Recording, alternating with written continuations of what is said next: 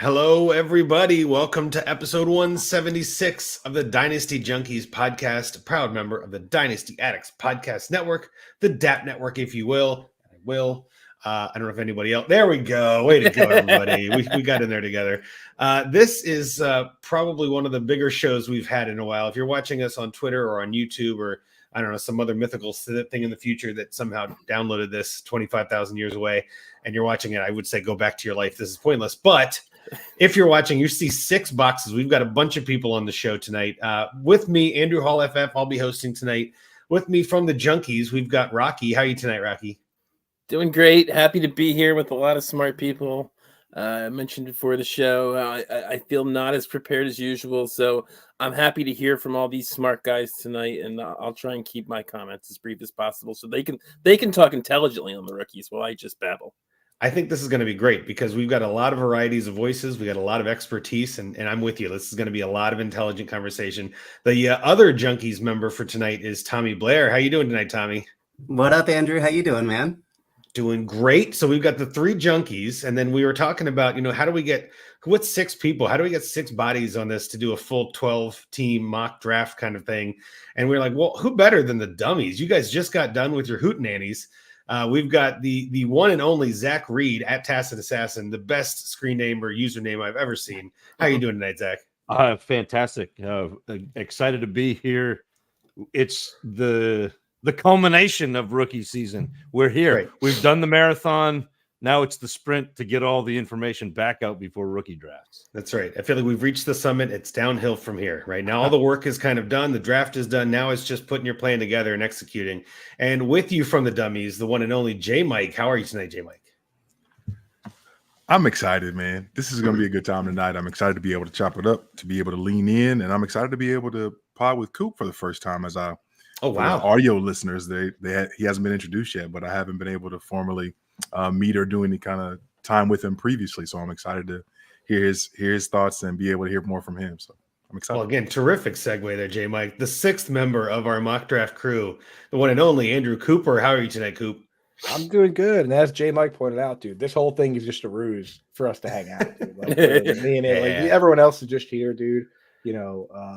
I see Reed up there. What are you drinking up there? Is that a giant mason jar of milk? Yeah. So initially, I can't even talk about anything else until you. Initially, it was going to be a milkshake, and then I got in the freezer and realized that my youngest son had consumed all of the ice cream, and so it's a mason jar full of milk, some brown sugar, a little bit of vanilla, and some extract of orange. So I got like an orange creamsicle mason jar of milk going. Just beautiful. That is the most Zac Reed thing I've heard. That is brilliant. That's got to be a main drink. Incredible. That's the Northeast for you folks. Love it. Well, again, so if you haven't already figured it out, we are doing a 2-round rookie mock draft, super flex, tight end premium, all those kinds of things. I think the main piece here is with 6 of us, we're each going to be making 2 picks in each round. The conversation will kind of start off with whoever the pick is. We'll let people chime in as they see.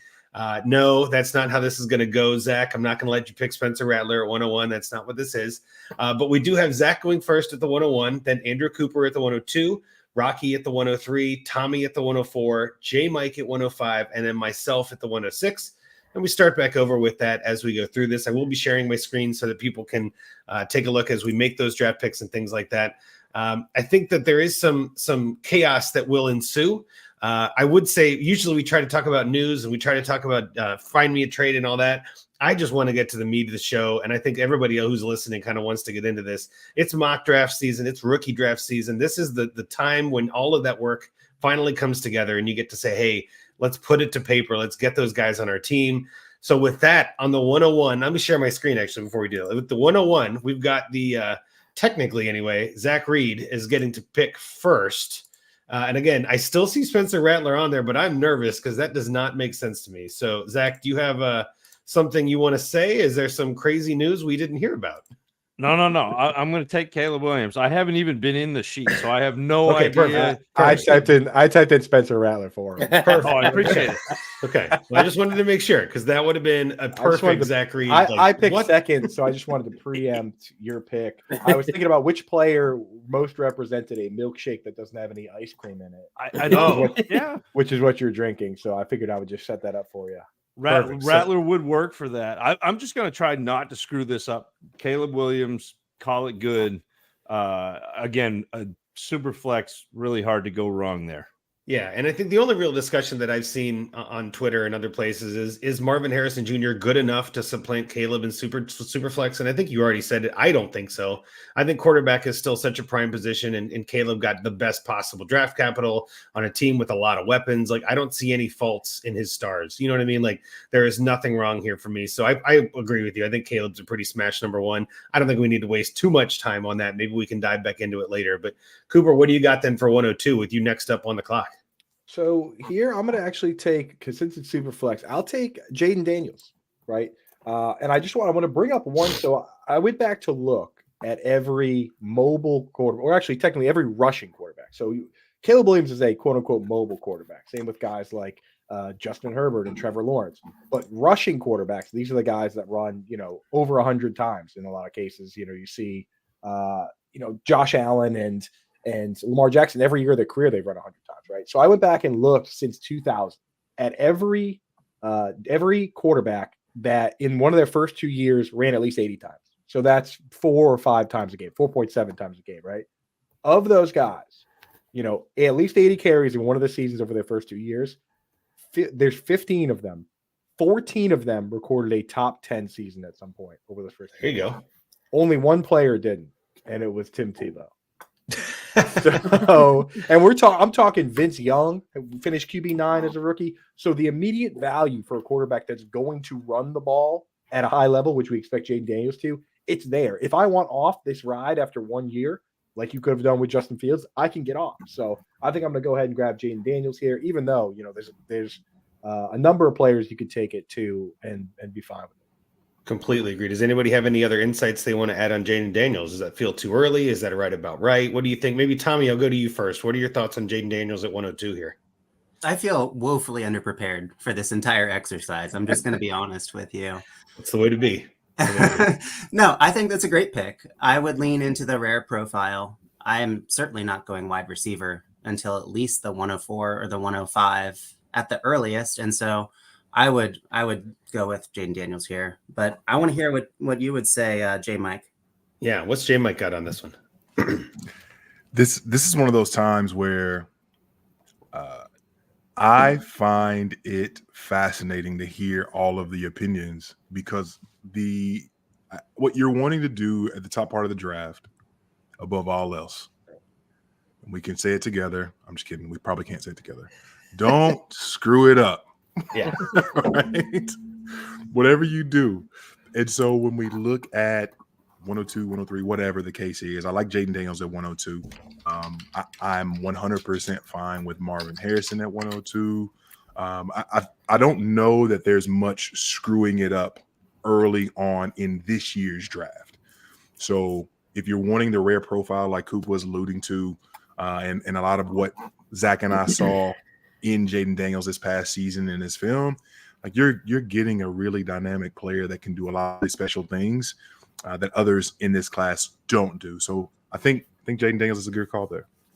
Yeah, no, I kind of agree. And again, if you're looking at it on the screen and you're following along, the rankings on here are from April ADP on DLF, which of course their May is just kicking off. So we don't have active DLF ADP like we're used to at the beginning of the month. So there are going to be some numbers and some names that could look like reaches, but not really, because this is, pre when landing spots were determined, right? Beginning of April is when a lot of these mock drafts were done. So just in case there's some question marks, either from the group, the panel, or from anybody watching. But with that, we'll go to Rocky at the 103. What do you think, Rocky? Which way you lean in here?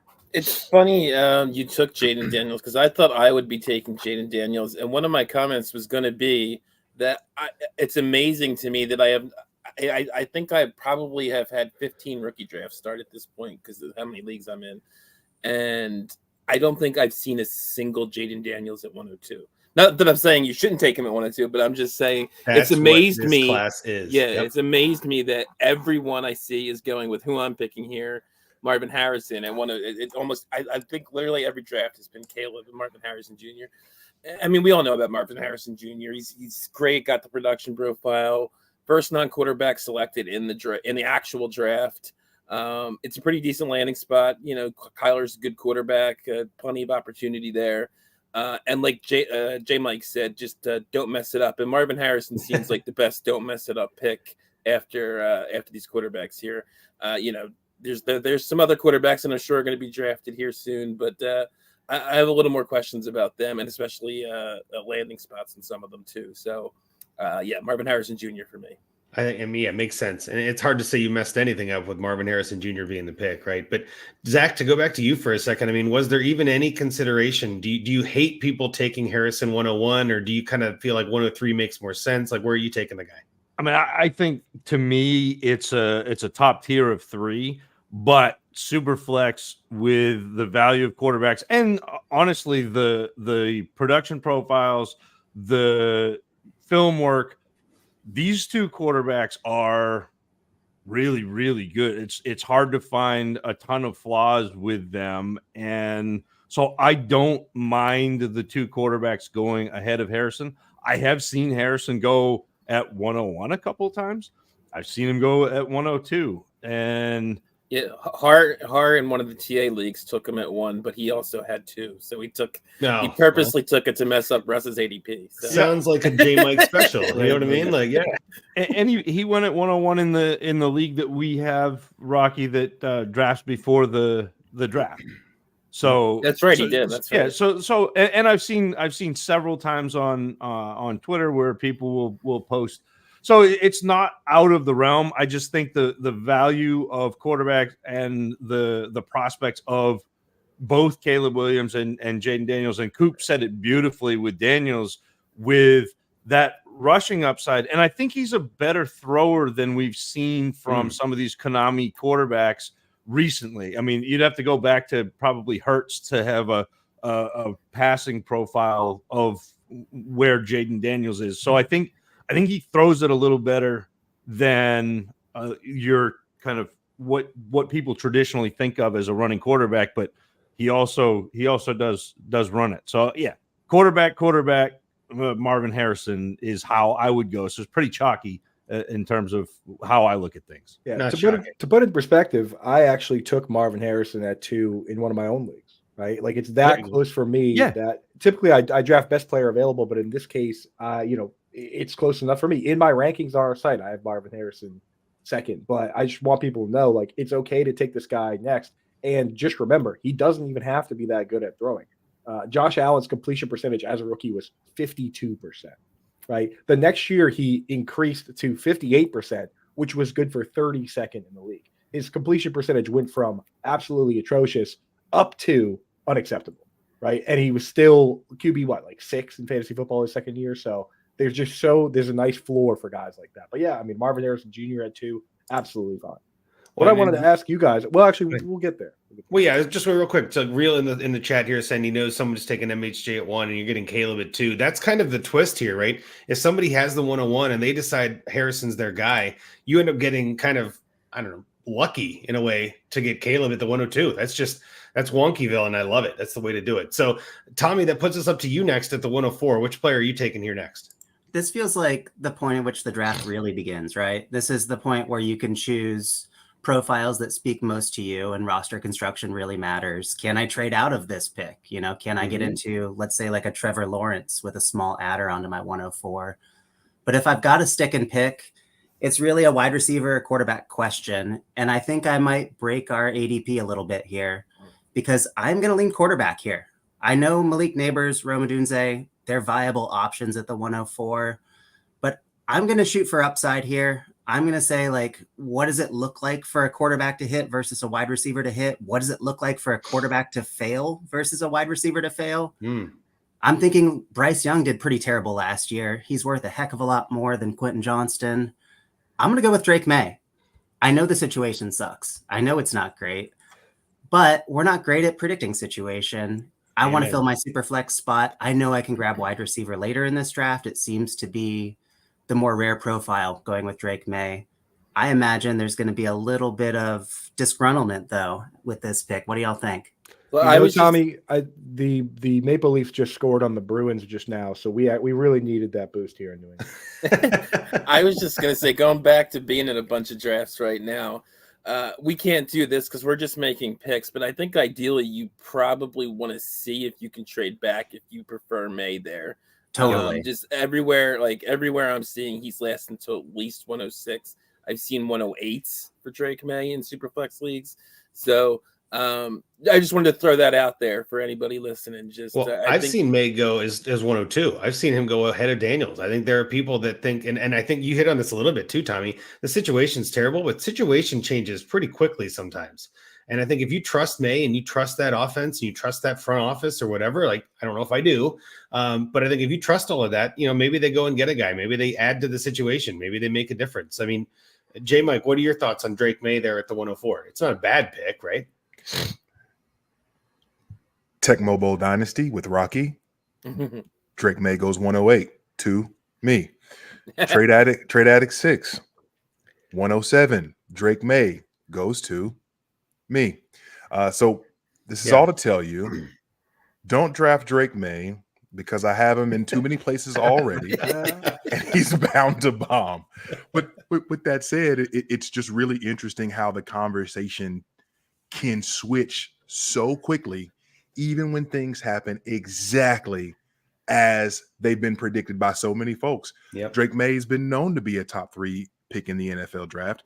He was routinely the number 2 quarterback in so many mocks and in so many dynasty rankings and all the things.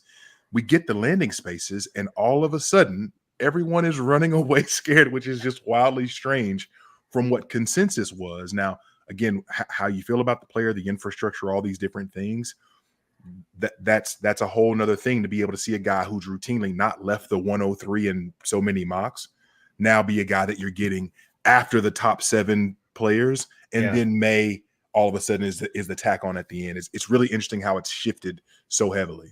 Well, Jason Reel in the chat says, so May over McCarthy, even with the landing spot. I just want to point out that rookie Josh Allen was throwing to Robert Foster, right? Tua was throwing to Preston Williams. Yeah. Rookie Jared Goff's top receiver was Kenny Britt, right? Like, this isn't the first time this happens. Trevor Lawrence was throwing to Marvin Jones. These teams all went out and got guys. They went the Bills went out and got John Brown and Emmanuel Sanders and Stephon Diggs. The Rams brought in 17 different wide receivers. Like, wow. They let Sammy Watkins and Brandon Cooks passed through on their way to finding the wide receivers that took them to a Super Bowl. So I'm not draft the player, right? Especially at quarterback. At running back, where the age apex overlaps with the rookie contract and they have a 5th year, and you know what I mean, and they can keep them and they don't hit their second contract until they're 27 or 28. Like if that's the case, then yes, factor a landing spot in heavily. But quarterback, I don't worry as much about it. I think Coop makes a great point there. Like the landing spot in year 1 isn't always what the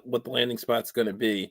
Yep. I mean, CJ Stroud didn't look like he had a great talent around him last year, and look what CJ Stroud did. And I also just wanted to mention, I think like Drake May, as we're just talking this out, I think he might be like the best value pick in the first round because, like I said, and at least from my experience so far, he's almost never going as high as 104. And I've seen multiple drafts where McCarthy's going ahead of him, and I'd rather have Drake May too. And I already have too many shares too. I think JMic, I have at least I don't have a lot of firsts because I trade away too many. But I think a lot of my mid first, I think they've all been pretty much Drake May, like in that 106 to 108 range. Yeah, I'm in an auction right now, and I'm actually actively trying to acquire Drake May because I think it might be my only share because I just don't. All of my other leagues, I'm at 103 or 111, and I just don't know if I'm going to be trading in to get Drake May. So I'm kind of like, well, this might be my only chance. I'm going to try to see what I can do to get him. So that's what's fun about auctions, right? You can go get whoever you want. And when you're playing in a bunch of leagues, I like to spread my love around. I don't want to stack myself up too heavy with anybody there. But JMic, you're now on the clock with the 105. We've got 3 quarterbacks and Harrison gone. Who are you taking next up here? This worked out incredibly well for me, being as Malik Neighbors is my absolute favorite player and watch in this class from a standpoint of, I think year in and year out, we see the players that are not simply creative with the ball in hand, but leverage their run after catch to be able to maximize the absolute goodness of their fantasy value. I think there's actually an undervalued argument that I could make in terms of Malik Neighbors and what he's can be and ideally will be for the Giants. And again, when you talk about first year situations for people, I think some people may be scared off by the Daniel Jones piece of it all and how dysfunctional at many times that offense has looked. But Malik Neighbors is an absolute hub of an offensive player, someone you can build the entire passing game around. And what he's able to do again, after the catch, within the actual route, winning at all three levels, he is a player that I'm wildly excited about. And again, if we're having the argument about Malik Neighbors being top 8 dynasty receiver next year, I just would not be shocked in the least bit. So I'm excited to be able to add him here at 105.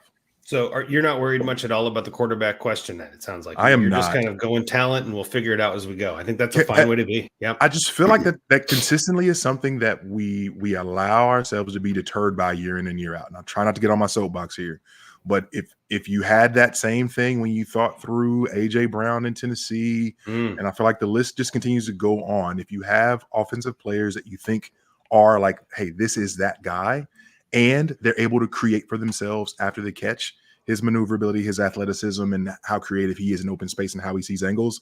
I just find I would be absolutely floored if he was not successful in any way in this upcoming season and beyond. So Malik Neighbors is definitely my guy here at 105. I like it. Now, Zach, I'll go to you as the other resident dummy of the group. What are your thoughts on Neighbors? I know I've heard about your thoughts before the rookie draft, before the NFL draft, I should say. Now that we know the landing spot, does anything change for you, or are you kind of on JMic's page where talent over trumps everything? Yeah, same page as JMic, and especially with wide receiver. Yep. Things change so quickly, and we often talk about, or I often talk about, wide receiver as an escalator and running backs as the elevator. So the wide receivers sometimes take a little longer to develop and a little longer to kind of control that target share. I don't think that's going to be an issue with Neighbors. I think he comes in as the number one option in that Giants offense as a pass catcher. I think he is absolutely tremendous and is in that same echelon. So for me, I would take Neighbors at 104. Like I would take him ahead of May, ahead of McCarthy.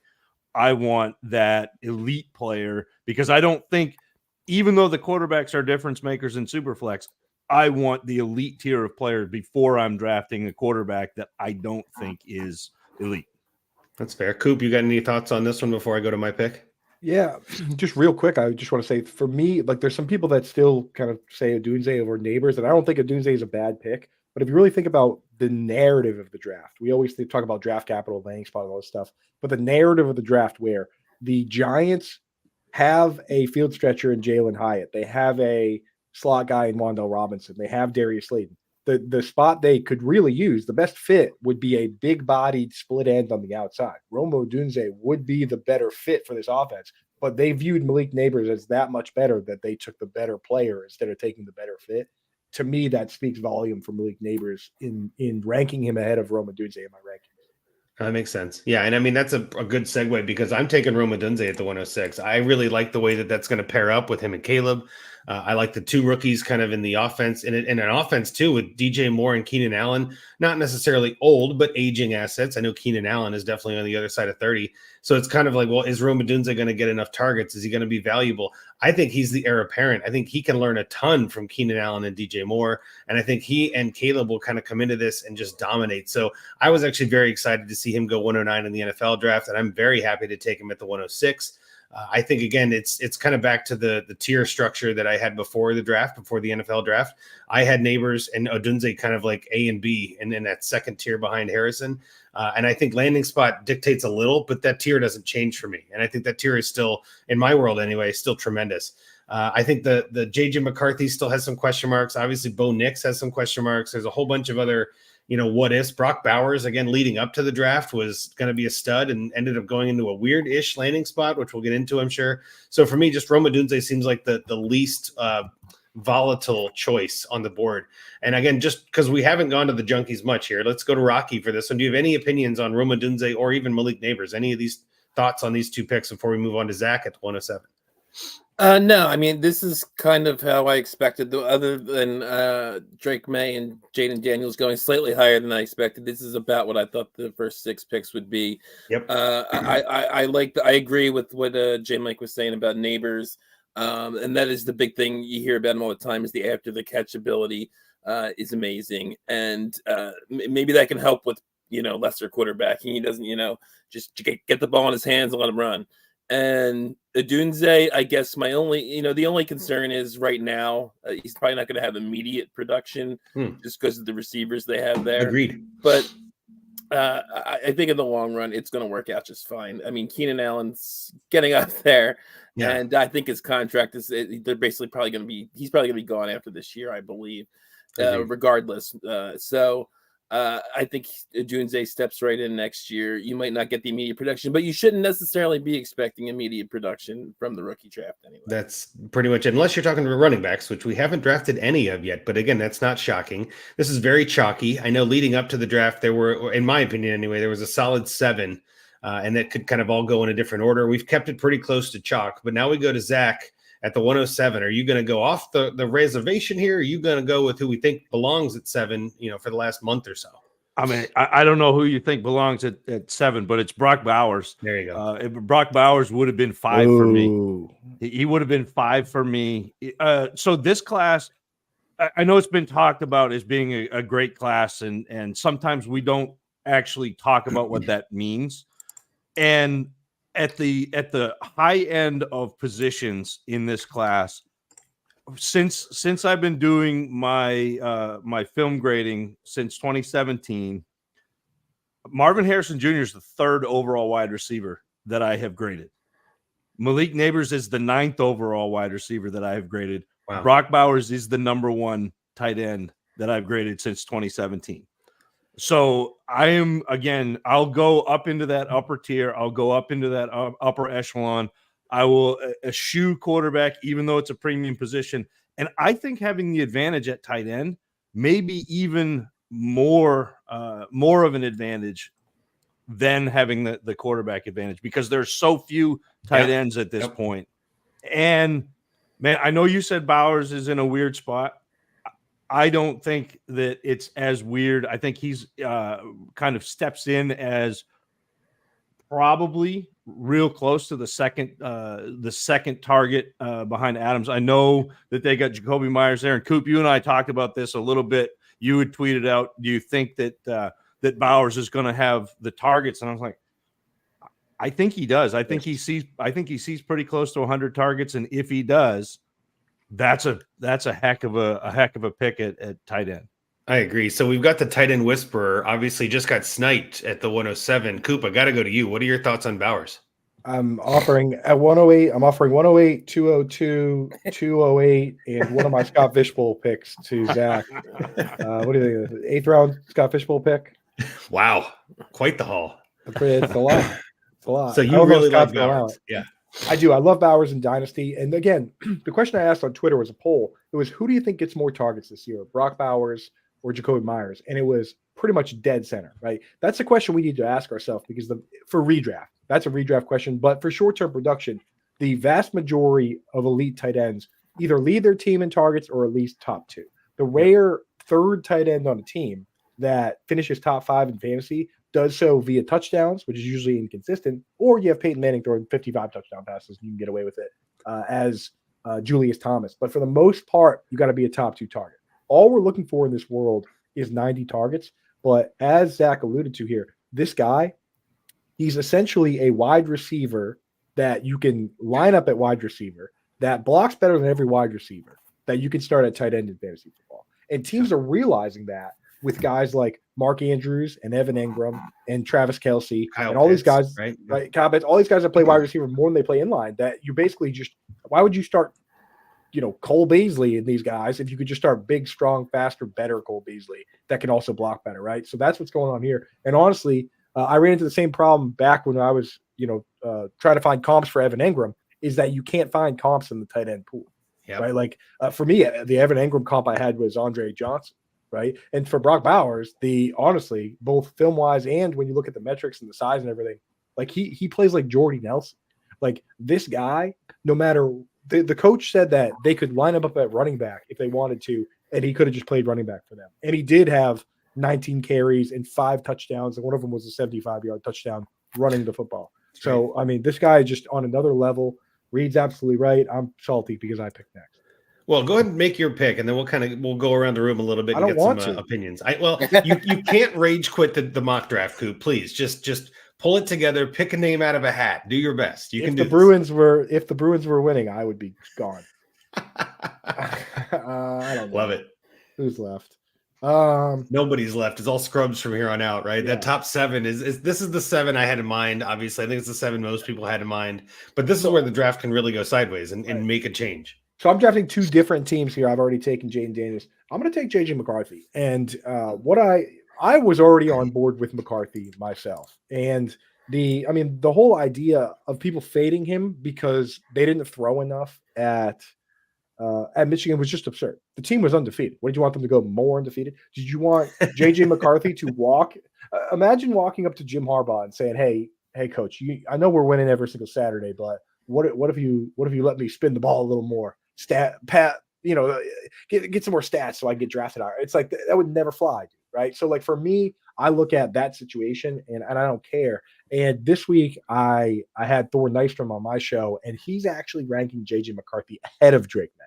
So I'm not personally there myself, but there's a lot of people I respect in this industry that were doing that before the draft even happened and the landing spot even happened. So for me, I have no problem in this particular format taking JJ McCarthy. If this were a single QB format, then guys like JJ McCarthy and Bo Nix, huge discrepancy between where I rank them because in single QB, you need somebody that can throw 50 touchdowns, and you need somebody that can run for a bunch of yards because it's so top heavy in that format. But in this format, I'll take them.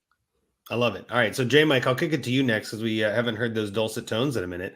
Any thoughts on the last 3 here of Odunze, Bowers, and McCarthy that you haven't had a chance to chime in on much? I do want to jump in briefly on Zach taking Brock Bowers at 107, and I want everyone to understand how far this game has come and how far Zach has come.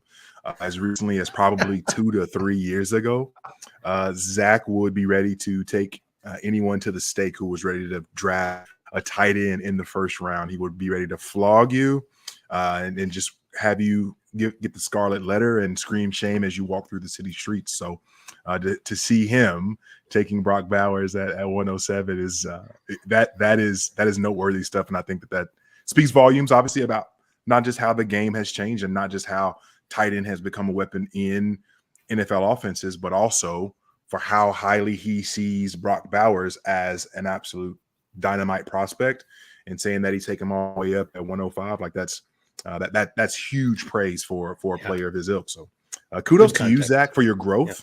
And how far you've come, and so proud of you. I tell you what, when I grow up, I want to be just like you. It's been a lot of sessions on the couch, JMic, trying to work through that. I just wish you would have done this. You grown up like the next draft that you're not doing with me. Yeah. Maybe I'd randomly done a different order, and you would have been able to get him, Coop. Had to be this one, dude. I got to say my piece anyway, but still. Fake draft. I still get salty. I don't like getting sniped, and Zach knows that. These Boston guys always ganging up on me.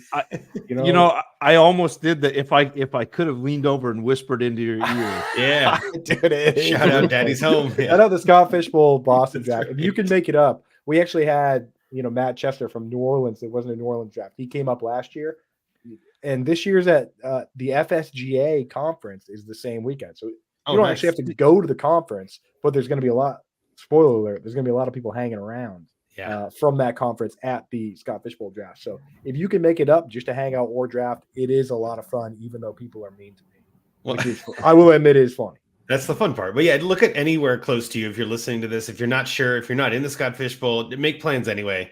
I know I was at the live Cincinnati draft and had a blast. And obviously JMic was there with me. We're drafting partners, we're drafting buddies, we're competitors again this year, JMic. So that'll be fun.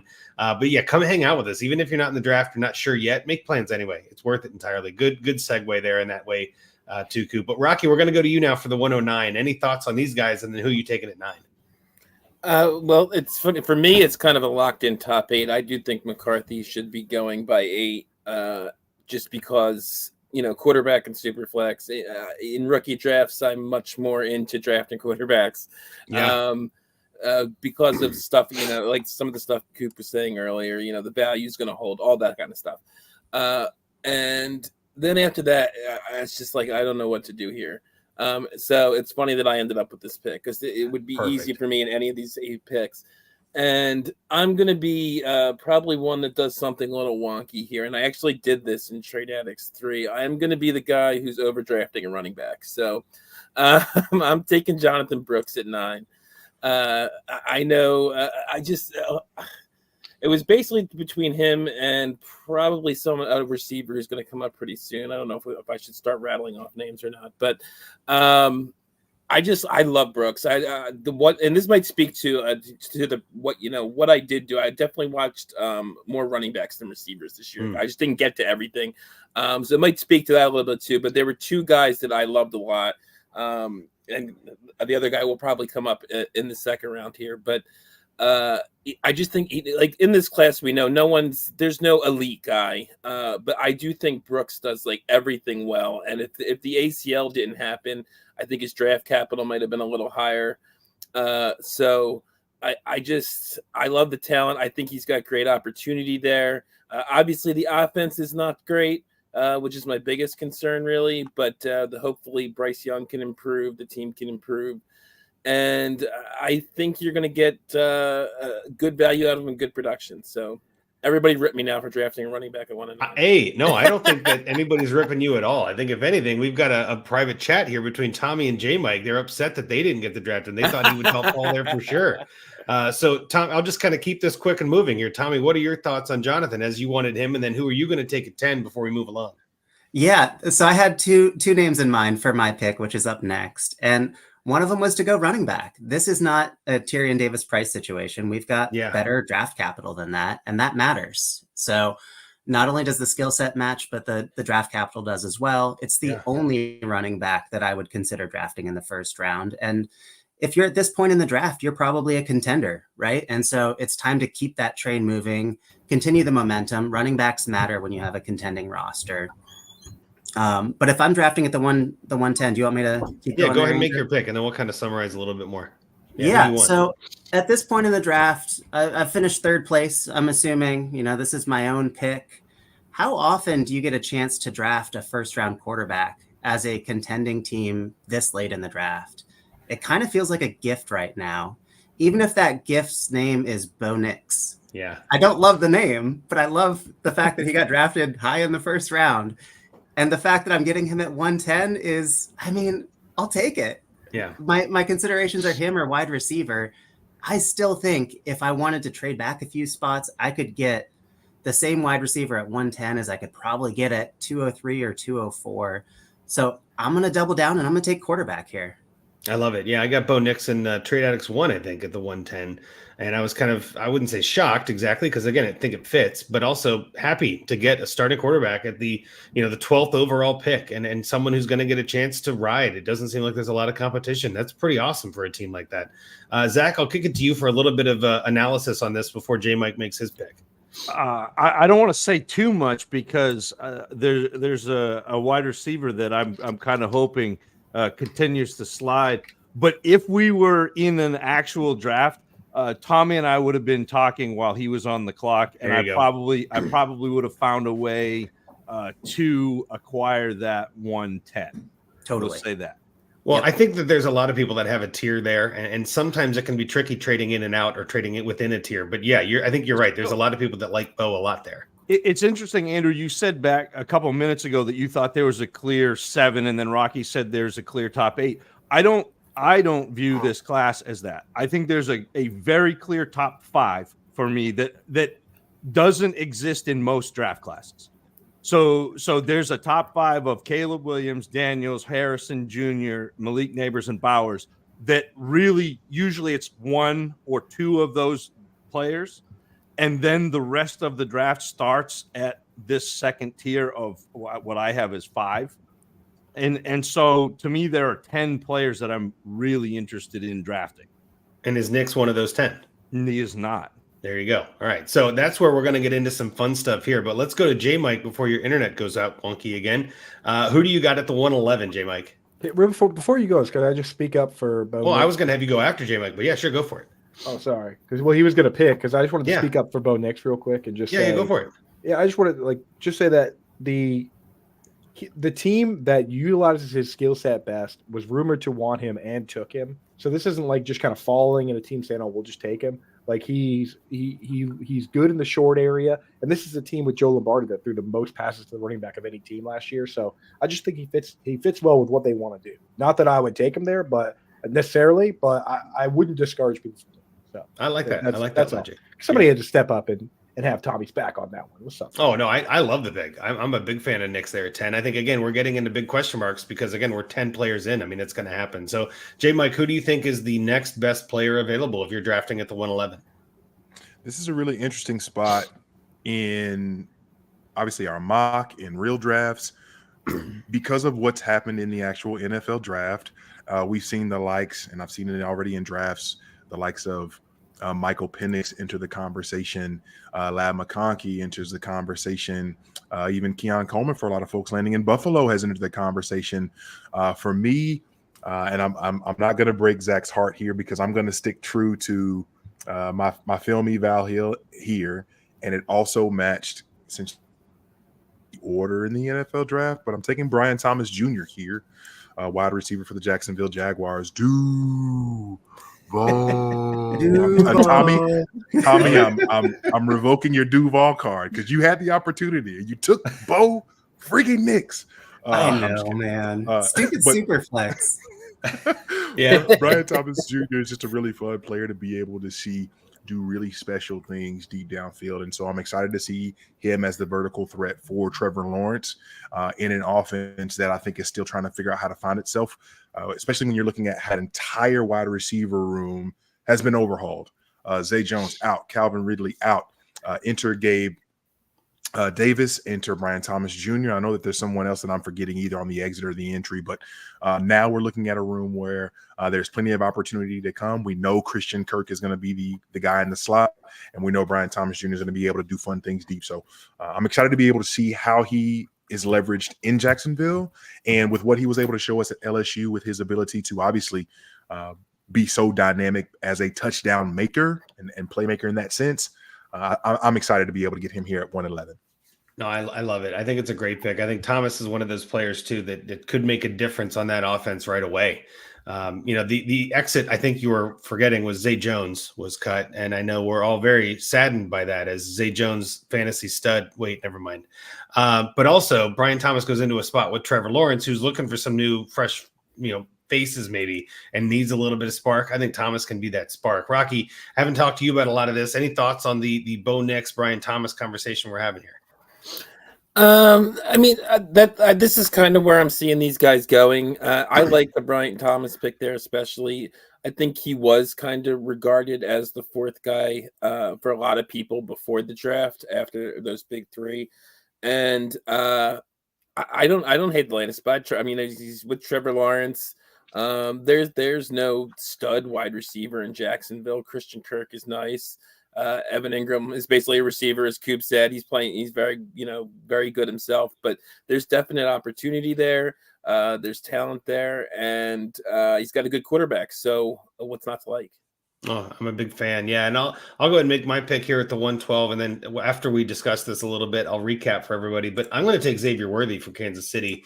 There is some hesitation in a sense. I think we've all been kind of burned by the Tyreek Hill replacement for the last few years. And is it going to be Mecole? Is it going to be Sky? Is it going to be Rashee? Is it now going to be Xavier? Like, I don't know if it's any of those guys. Tyreek is a machine that cannot be replaced or duplicated. So they're all just trying to draft another guy to give Pat Mahomes another weapon to go, 3 for 3 on these Super Bowls.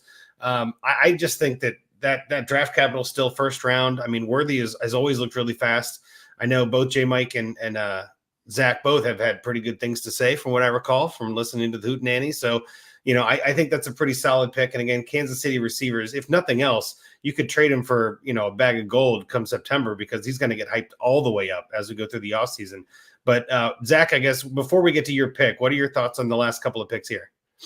I love the Worthy pick. Like that would have been the pick. And JMic knows that. And I like the Bryant Thomas pick as well. I think both of those players are in that second echelon for me. They're both top 10 players. Worthy, I had pre-draft as my wide receiver 3.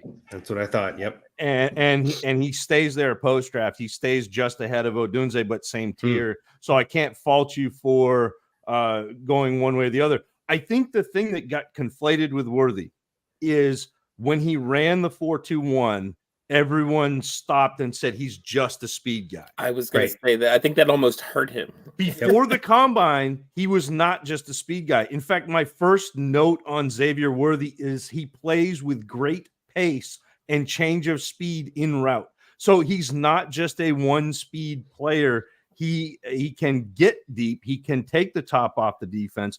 He struggled a little bit with Quinn Ewers, but if the ball is being thrown 2 yards behind you and 3 yards out of bounds, you're going to struggle trying to make that play. But I think he is really, really special. Maybe, I mean, you can't put him in the Tyreek Hill conversation because nobody is Tyreek Hill. Yep. But there are a lot of things about his size and speed that have been overblown by the community.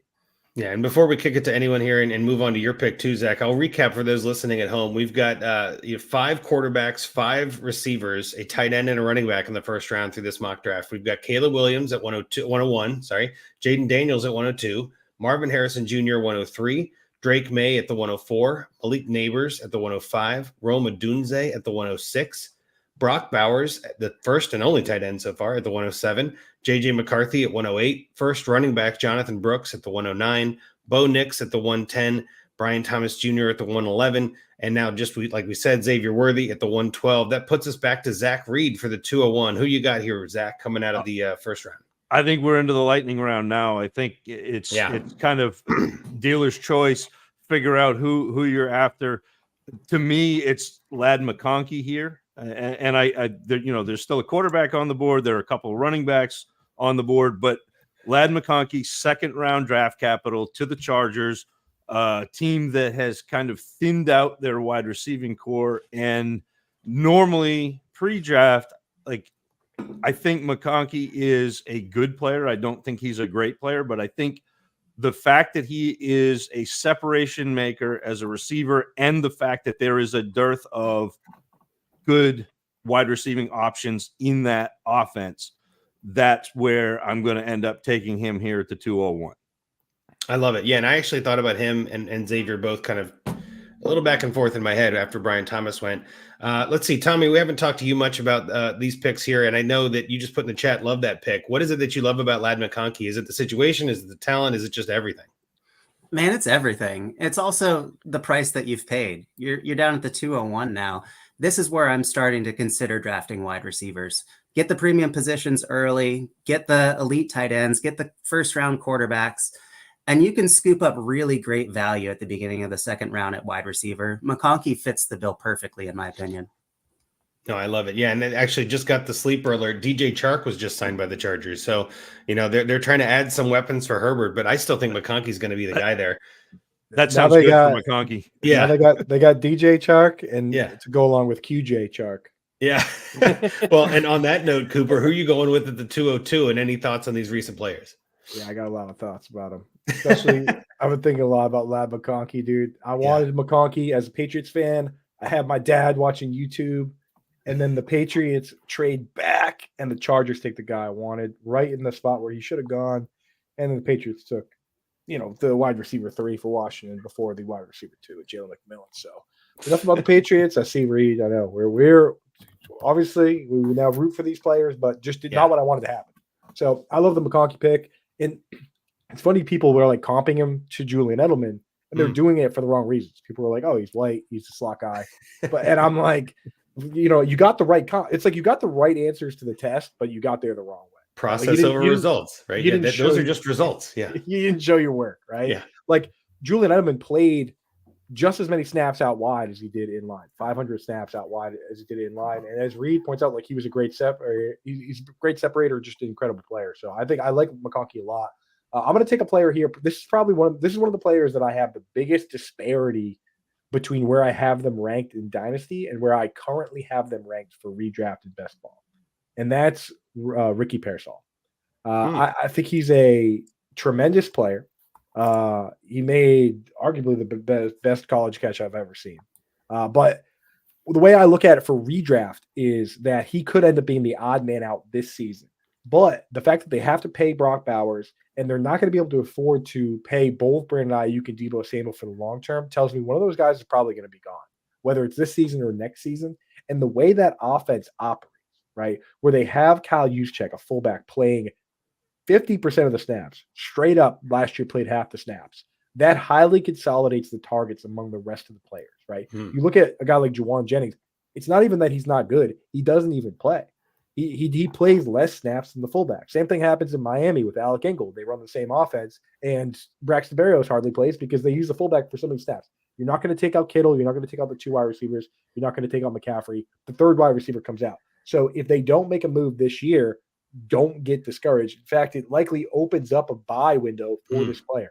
He's now a first-round pick to one of the best offenses in the league, and I think that when he gets into one of those 2 full-time chairs, the way, and he actually is a full-time player, then it's going to pop off. I mean, look at CeeDee Lamb. His rookie year, he was coming out of the game for Michael Gallup and Amari Cooper. The next year, he gets a full-time role, laser show, right? So for me, I'm willing to sit on Ricky even if he doesn't blow up this year. I'll wait for it. The way I waited for Chris Godwin, the way I'm now waiting for Jackson Smith and Jigma. So here at this stage, I'm just taking best available talent, and I do like this player. I love it. Yeah, that's something to write down for anybody listening. Pearsall at the 202 seems a little early, but Cooper's thinking, no, I want that guy on my team. I don't care what the roster pick is. I love it. Well, then that goes to Rocky next at the 203. What are you thinking here, Rock? This made, excuse me, that made my pick real easy here because I knew where I wanted to go, and the guy is still on the board. At the 203, I'll take Michael Penix. And I'm going to be honest, I don't know how good Michael Penix is, but Tommy said it about Bo Nix. He's not a starting quarterback, but you're getting a top 8 draft capital quarterback. At the 203 in a Superflex league. He's not starting right away, but there's a world where he could start within a year, or the Achilles with Kirk doesn't work out, and when he gets in there, he's got a lot of young talent around him, and the team is going to be super invested, even more so than usual, I think, in making sure this works out and that they get him in there. Probably at the most 2 years, but I could see it happening sooner just because all the talk about them doing this. So they have to, it's in their best interest that this works out. So I think probably Kirk's on a 2-year contract. I think I saw that there's even it's not going to kill them if Cousins, for whatever reason, they want to get out after year 1. It's a lot of dead money, but it's not like they couldn't do it. So, I'm going to take, especially it's a 2nd round pick, 203. All these wide receivers could be. I just saw Matthew's comment in the chat. Yeah, that's what I was talking about. Here, I'll put it up. I know I lost my train of thought after that, but yeah, got that big Penix energy. That's right. That's right. But yeah, so I think there's a lot to like there, and like I said, he's going to get every chance to succeed. Yeah, I'm with you entirely. And I think it's one of those things. I think, was it Lawrence Jackson who was hyping up Penix this week and kind of saying, like, there's a world where he starts because Cousins isn't quite back or just doesn't have the zip that they expected. There's a chance that maybe they trade Cousins after just signing him because they just felt like Penix is their future. And I mean, it's an interesting spot to be in for a Superflex league because the floor is low, but the ceiling is still pretty high. I mean, Penix could be the guy that we're looking at as a like a Lamar Jackson type that kind of comes in and like doesn't really get all the hype, but then dominates the league. We don't know. And it's a perfect risk to take at the 203, right? Like everybody here has question marks, and taking a quarterback with upside, I don't think anybody's going to fault you for that. Tommy, who you got now at 204? And do you have any thoughts on any of these previous guys too? I love that pick, Rock. That was a great call by you. I thought you might. As a QB hoarder, I think that's an incredible value, even if you have to wait a year or two.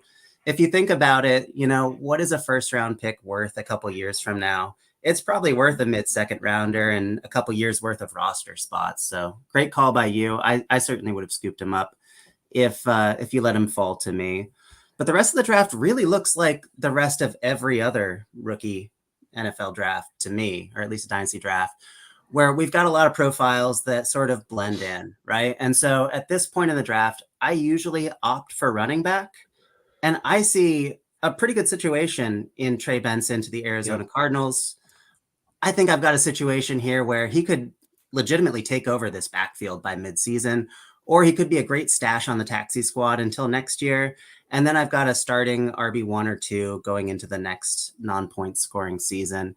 This is the point of the draft where you take those flyers, you bet on running backs, in my opinion, because why not? That's the position of most attrition. That's the position where as soon as you get an opportunity, you can get 20 carries regardless of your talent. So that's where I'm leaning.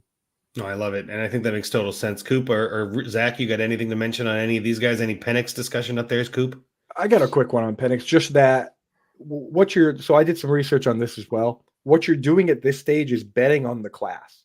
So I went back through and looked at the numbers, and actually I couldn't find the last time that the QB 3 or 4 ended up having a QB1 season at some point in his career when the QB 1 and 2 didn't was Brett Favre in 1991.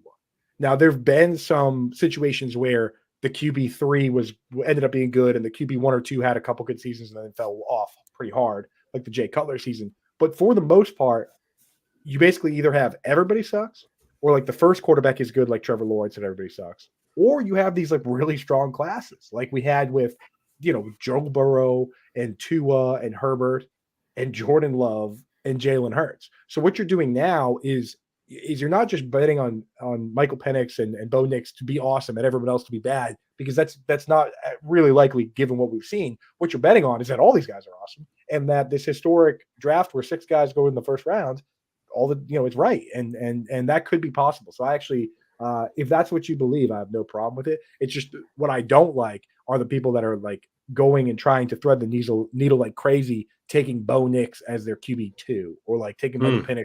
You know what I mean? It's like we have the odds are in the favor of the top few guys going. So, you're overthinking it there, right? Yeah, like you're stirring it too hard. Yeah, you're doing too much. Dude. Yeah, you're doing too much. Just Trade back. Trade back if you want to do it, right? Yeah, exactly. No, I'm with you on that. And then Zach, any thoughts on Benson or Pearsall since they were after your pick?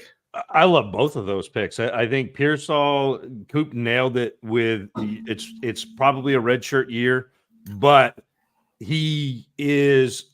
I mean, if you watch him at Florida, they used him in motion a ton, and he lands in a Shanahan offense that is going to be creative, going to be able to use him in creative ways once he gets on the field. I think that's a beautiful thing.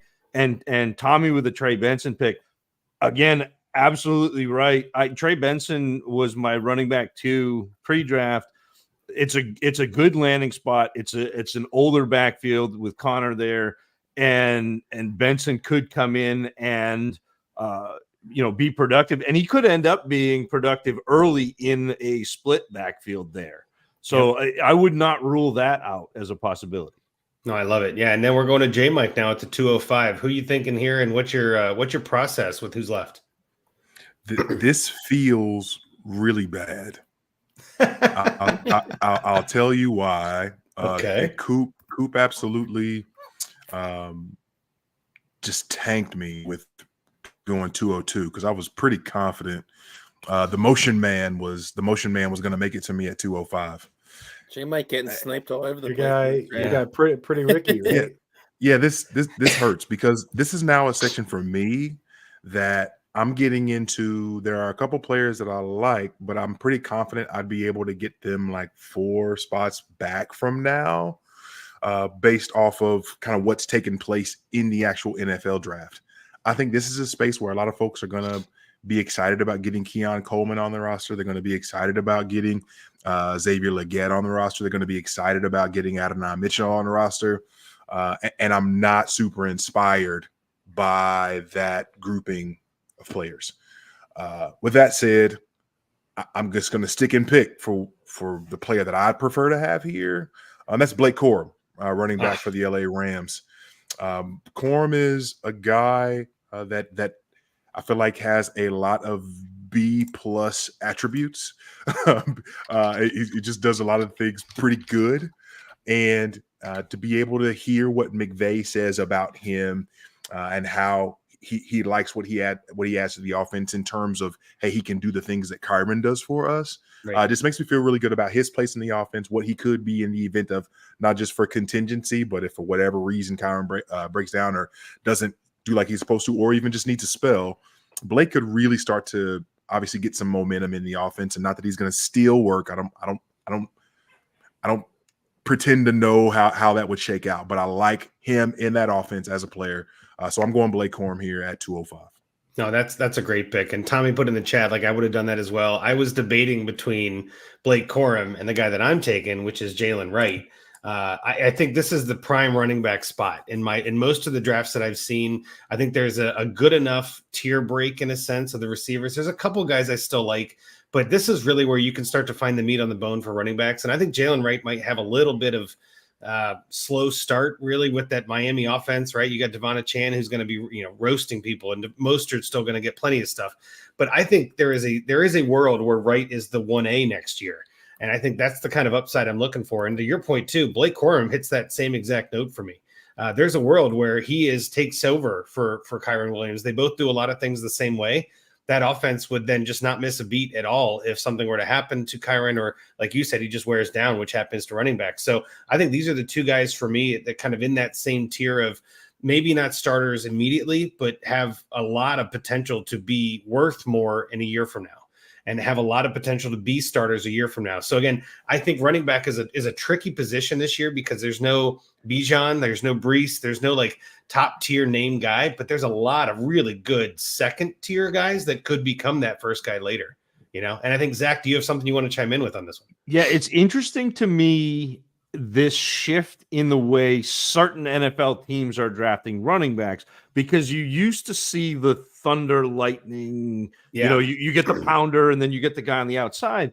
And a lot of teams now are, and I think Jalen Wright is an example. Blake Corum, basically, going through and watching his film, it's like, all right, well, he's like a little plussed up version of Kyron Williams. Right. And so the teams are drafting running backs who are very similar to what they have, which allows you to kind of continue your offense as the status quo. It's a little bit to me like teams drafting quarterbacks behind their starter who matches a little bit what the starting quarterback does. So when you have that plug and play. Yeah. Yep. And so like, I like those two picks, both NFL wise and also in this rookie draft. Well, and again, I'll mention this before we go to your pick too, but Jalen Wright is somebody who I would love to get in this draft, and kind of to Coop's point, and even, a little bit to Rocky's point, like I don't mind reaching in the second round to get my guy. And Jalen Wright I've seen a lot of hype on him. I liked his speed, obviously, and he goes to an offense that utilizes speed really well.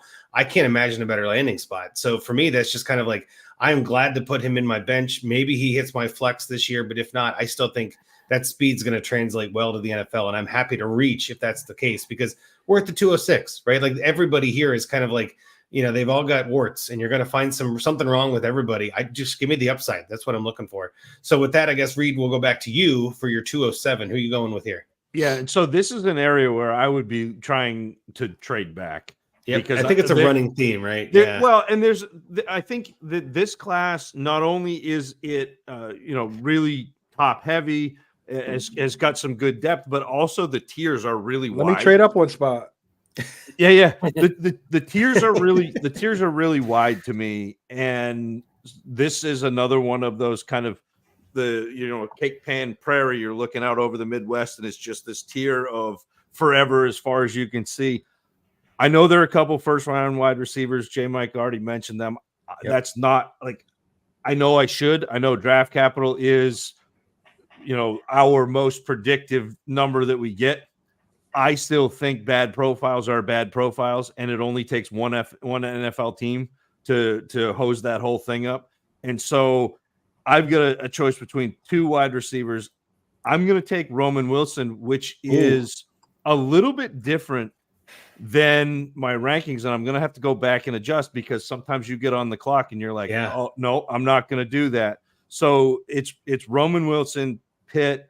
I think he will be a reasonable facsimile of that Deontay Johnson slot receiver, quick separator, and just kind of fill right in and immediately be the 2 there. And so I'm happy about this pick. Not thrilled, but happy. Well, it's a second round pick. You're really not going to have a lot of exciting ones. I was actually going to look at Roman Wilson with my 212 just if he fell because I like his profile a lot. It's funny. I was thinking Roman Wilson at my 209, and it's this part of the draft, especially once we get past the middle of the second round and from here on out, where I especially, like I mentioned, feeling a little less prepared than usual, and so I'm going a lot off of some things I've heard about these guys and also situation a lot and. It to me, Pittsburgh takes a wide receiver in the second or third round. That immediately gets my attention alone. So I mean, they always seem to develop these guys. So I don't know a ton about Roman Wilson. The fact that Zach just picked him at 207 makes me want to pick him in the second half of my second rounds even more. Yep. No, I think that's probably I've seen him going in that range. I mean, he's listed on here in DLF ADP as wide receiver 11. Going at 23 overall, right? So that's the back of the second. I think the Pittsburgh boosted him, right? Because Pittsburgh knows what they're doing with receivers. A lot of people seem to trust that he's going to go in and have a lot of opportunities. So yeah, I think it's a fine pick. So then Coop, where are you now for the 208 since the trade didn't go through in time? The fax machine was down and the trade didn't get in. What are you doing here at 208? Where am I? Devastated. As again, look at this. It's night again. Well, you know what's everybody in the second half of the second round wanted Roman Wilson. Yep, just piling on. And while that was happening, and I know it just seems to happen every time I'm up. The Maple Leafs scored a breakaway goal on my Bruins as well. So things just going great for me right now, dude. Yeah, I love coming up, Coop. I love the Roman Wilson pick. And earlier, I talked about JJ McCarthy and how we're giving him a pass. He got drafted like that. Well, we got to give Roman Wilson the pass to some degree too, because Blake Corum scored 58 rushing touchdowns and they won all those games. And you go back and look at Nico Collins, who went to Michigan, and his best season was 729 yards and 7 touchdowns. Roman Wilson had a better season at Michigan than Nico Collins did, and Nico Collins was absolutely awesome last year with CJ Stroud. Turns out that he's just a good player that went to a program that likes to, play tough football. So at the 208 here. I'm going to take the guy that I'm with Zach on this. I try and trade back, but since we're making the picks, and this happens all the time in your rookie drafts when you can't trade back and you just got to hold your nose and take the guy that you dislike the least. Like that's the group that I'm in here, right? Like, so I'm going to take the guy because there's some other guys that we can talk about when they get picked. I don't want to preemptively disparage anyone's picks, but just so you know, I hate them all moving forward.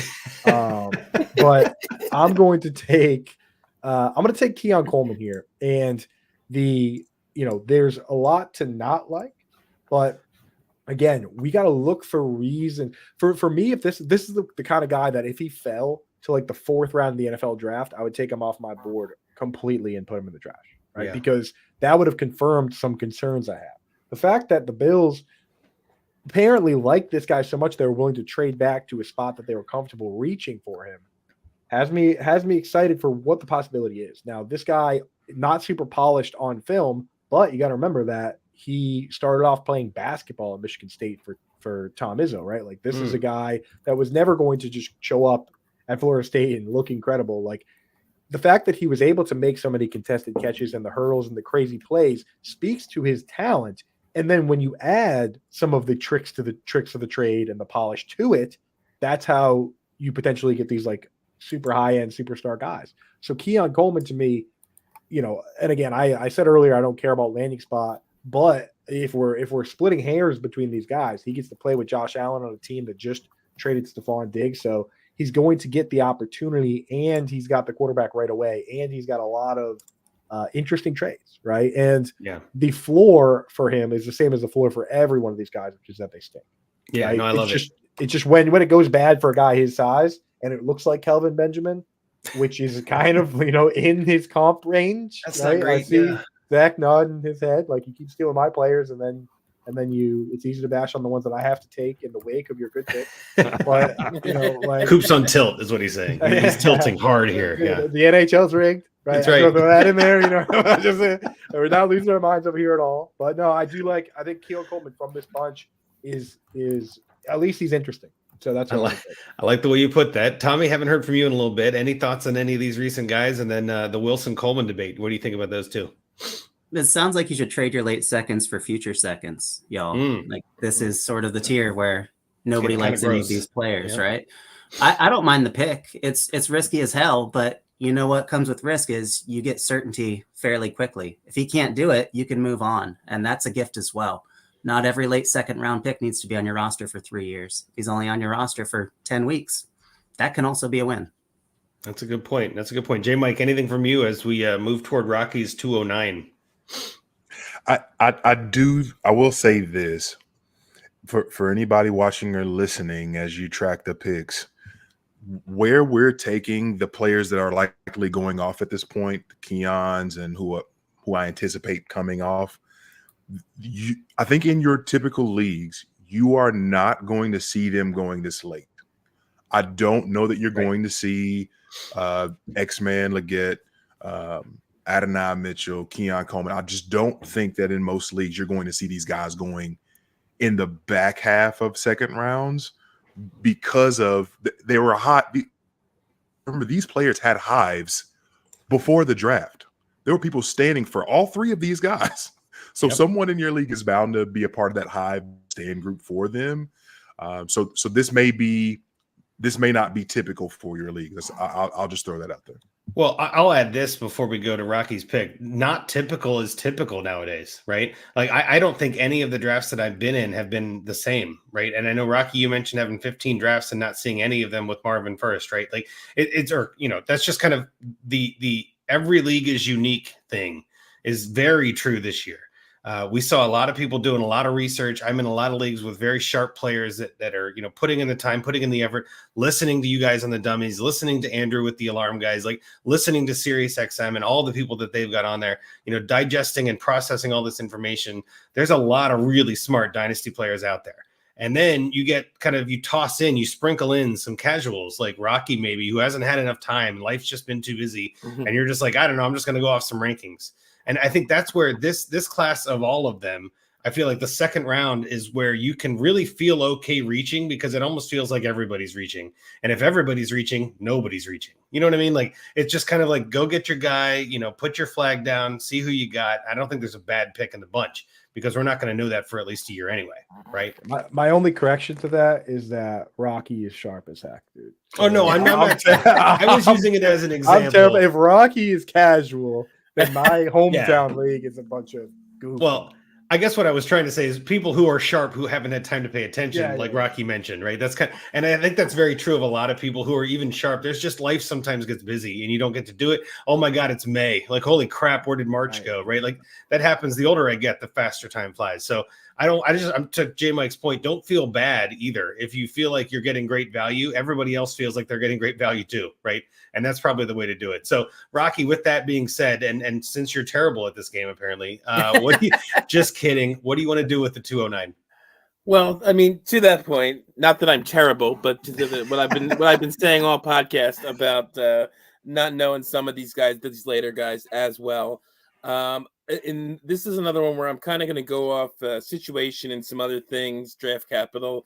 There is one first round wide receiver left on the board. Yes, Mike just mentioned him. And the team traded into that spot to pick him. It's not a crowded depth chart, so I'm going to take Xavier Worthy at 209. Yeah, and I actually really like Leggett, and I like the landing spot. I like trading into the first to get that 5th-year option. Like, there's a lot of things to like about that. It may be one pick different, but it makes a world of difference when it's rounds. Zach, I'll kick it to you maybe for a second on this one. Any thoughts on Xavier Leggett? Is this feeling like, is this fool's gold or is this real? Is he a good player at this range? I mean, at this range, everybody's good, right? Yeah, everything's a crapshoot, and he was a first-round draft pick. I think as a player, Leggett is a little bit scary. Not only do you have his breakout was his last year, he basically did absolutely nothing. In fact, his first 4 seasons as a receiver, each of his first 4 seasons, Dylan Laube had a game this year that was better than each of his first 4 seasons. And so Dylan Laube, running back, New Hampshire. So if you're not familiar, and Leggett, I think Carolina, they have a type, and that type is bad wide receivers, really Laviska Shenault-esque. And I think that's what Leggett kind of reminds me of. I mean, there is potential for him to be great, but there's a lot more, to me, potential for him to be another wide receiver that doesn't quite fit what Bryce Young needs. Bryce Young, to me, reminds me a lot of Tua's first year. And Coop, you mentioned Tua throwing to, the Sisters of the Poor School for the Blind as a receiving core in his first year.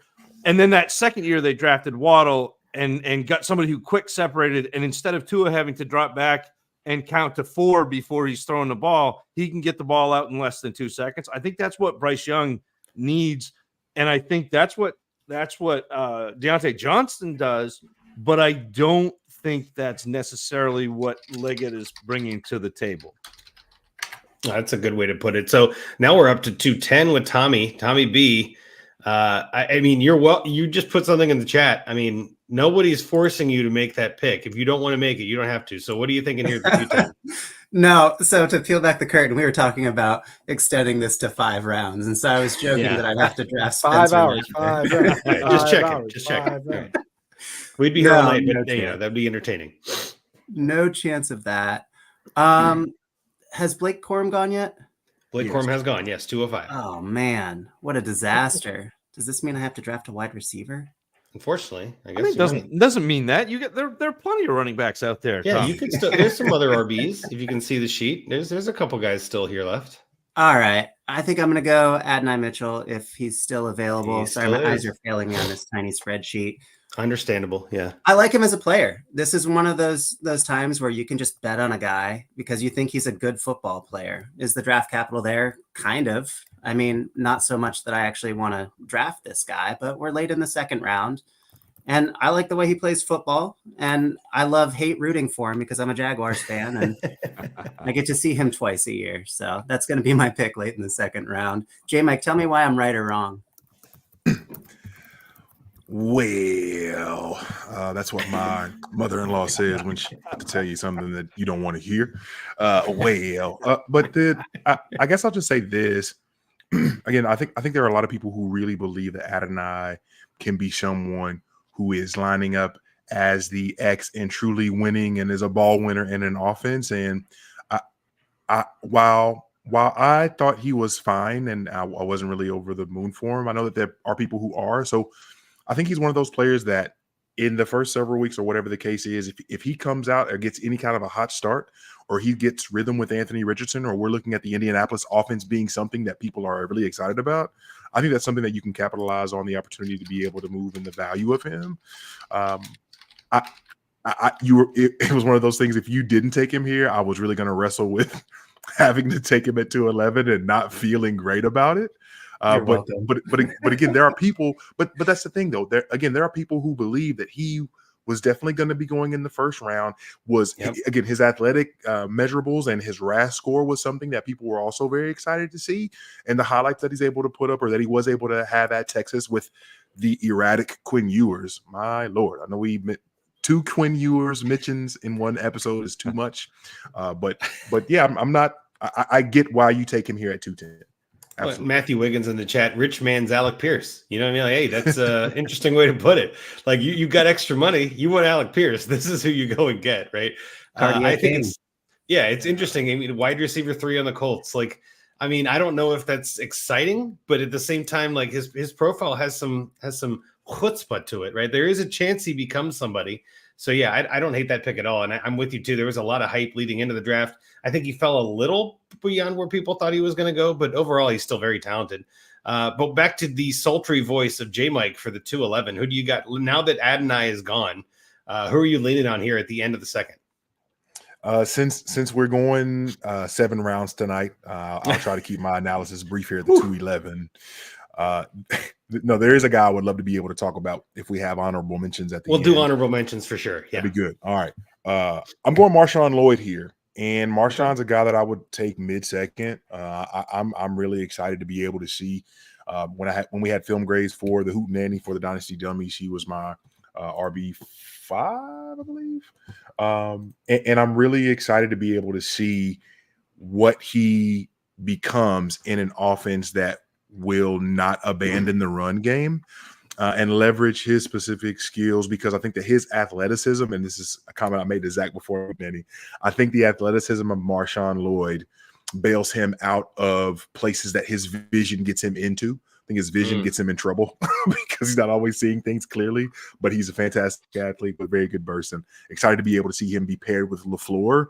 And if he's obviously the 2 behind Jacobs, or eventually becomes a 1B, or a guy, again, Josh Jacobs isn't the picture of health all when it comes to being on injury report. So Marshawn Lloyd at the 211 is something that I actually feel really good about as we close out the second round. No, I love it. Yeah. Coop, any thoughts on Marshawn Lloyd or even Adonai Mitchell there, I guess, at the 210?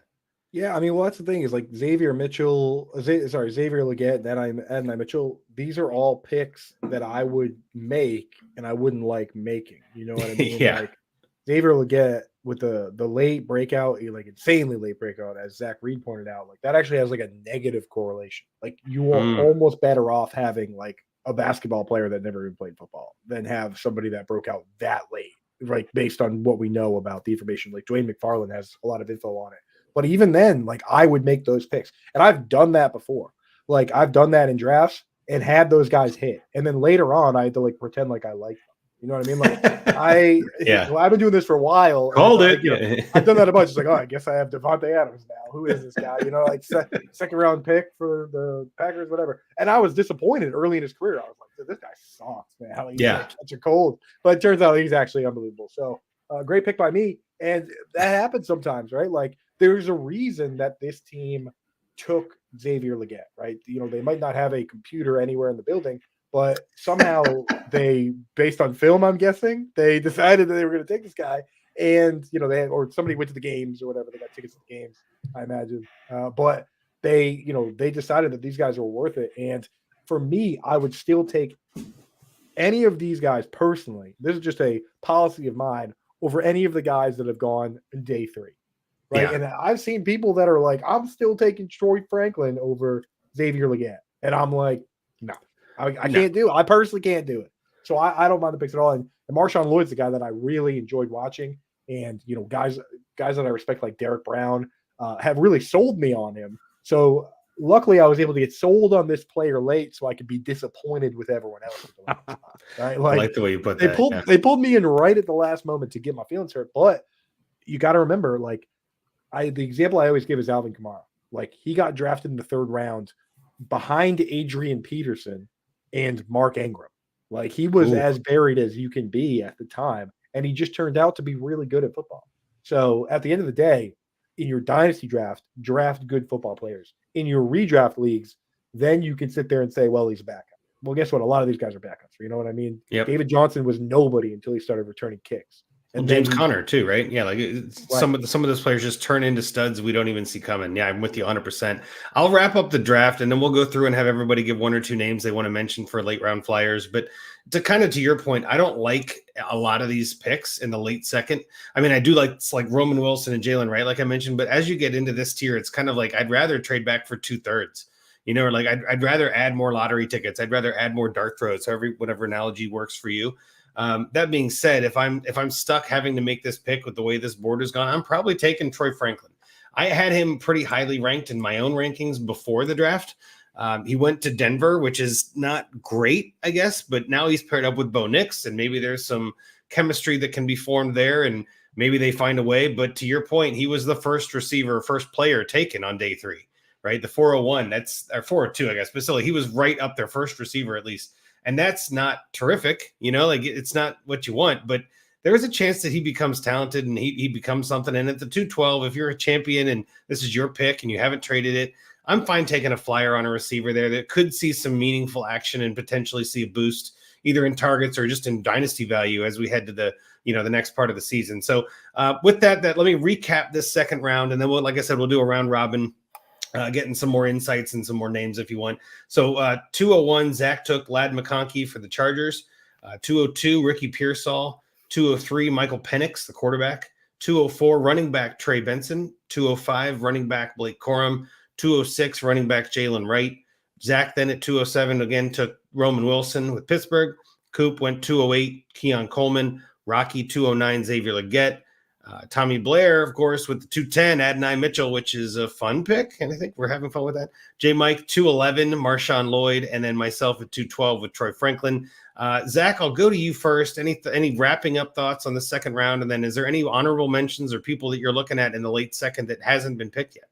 Yeah, and I think again, the second round is the second round. It's a typical second round, and this is I keep trying to get people to understand that when we talk about a good class, it doesn't mean that second round picks are first round picks. Right. That's not what it means. It means that the top of the class is really easily identifiable and is a pretty sizable group. And that's what this class is. The second round, I mean, there are going to be some players that hit. We're not going to be exceptional at figuring out exactly who they are until we see them for the most part. It's just how this works. Once you're in the second round, you're at about a 30% hit rate. Yeah. So, even though we like a lot of these players, some of them are not going to pan out, and that's just kind of how things go.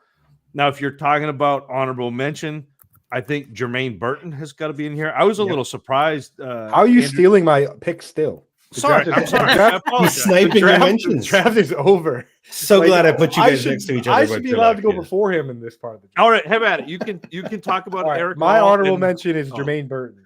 There you go. How's it feel, Zach? No, you can go first. Go ahead. No, have at it. But I think that I was surprised Andrew didn't.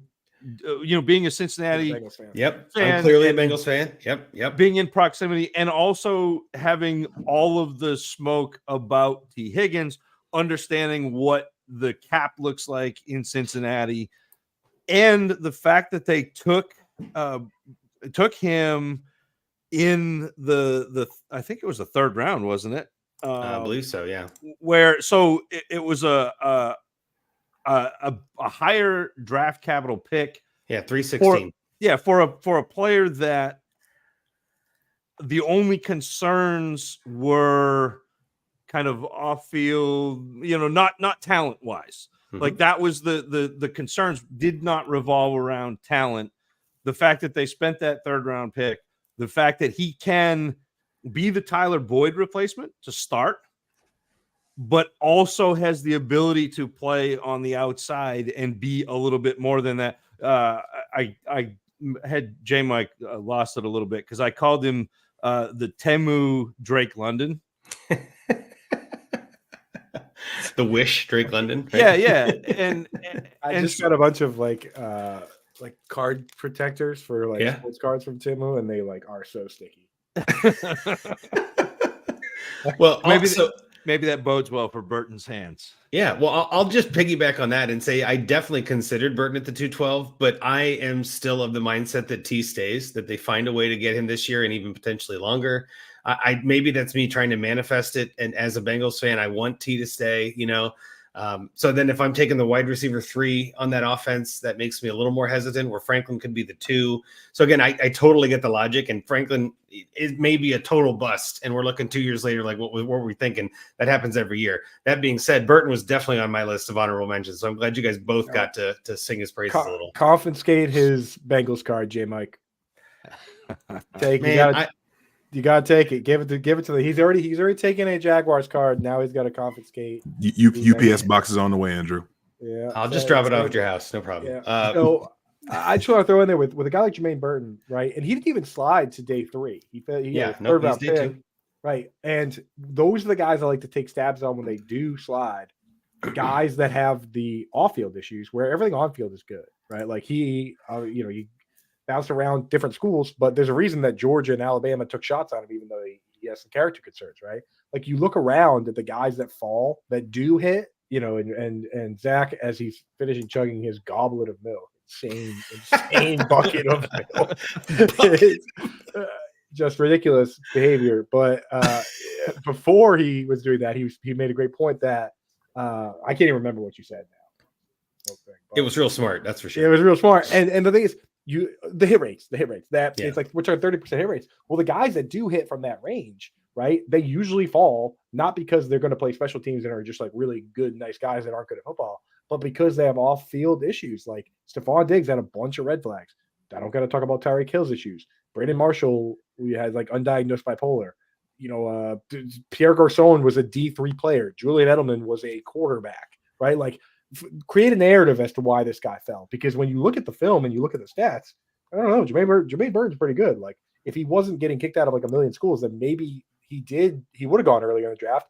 But there's enough, it's a good enough class. All it takes is a handful of teams saying, well, let's not draft this guy for him to slide. So for me, I'm in on that. And so I don't get my card taken, I will throw an honorable mention on Dalvin Polk. And I would have taken him too. And we're going for, with the draft capital, man. There's a reason second rounder. The Patriots liked him, man. He went 2 picks after Ladd McConkey and Keon Coleman, who are obviously drafted here. There's a real opportunity there. I like Demario Douglas. I like Hunter Henry. Are those guys ever going to garner 130 targets?